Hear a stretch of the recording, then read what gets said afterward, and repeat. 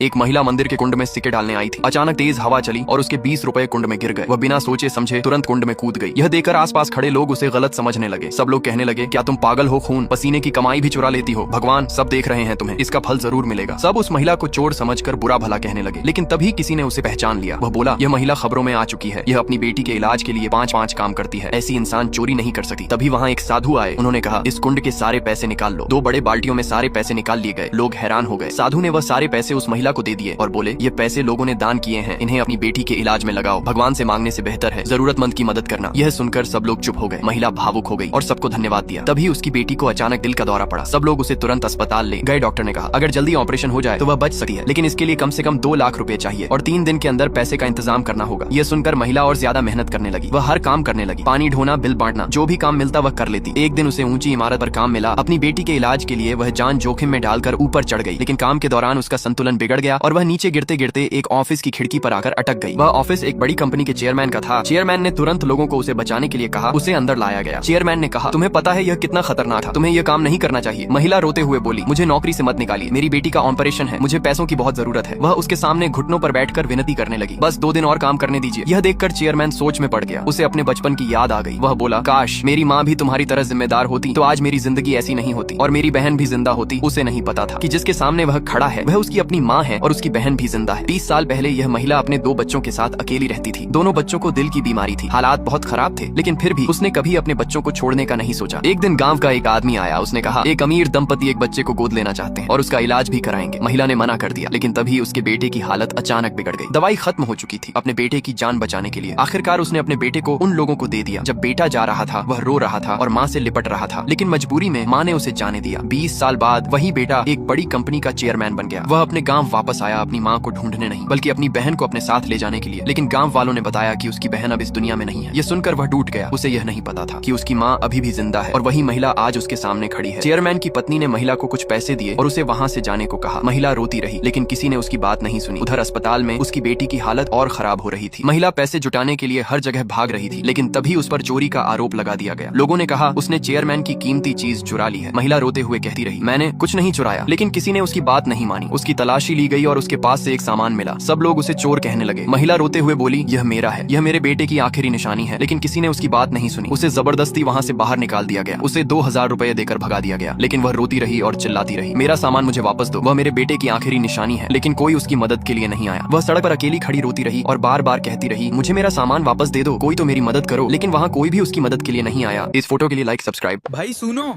इतना मेहनत करके वीडियो बनाया, अब तुम बस देख के स्क्रॉल मत करना। लाइक कर दो, शेयर कर दो, फॉलो भी कर लो, वरना रात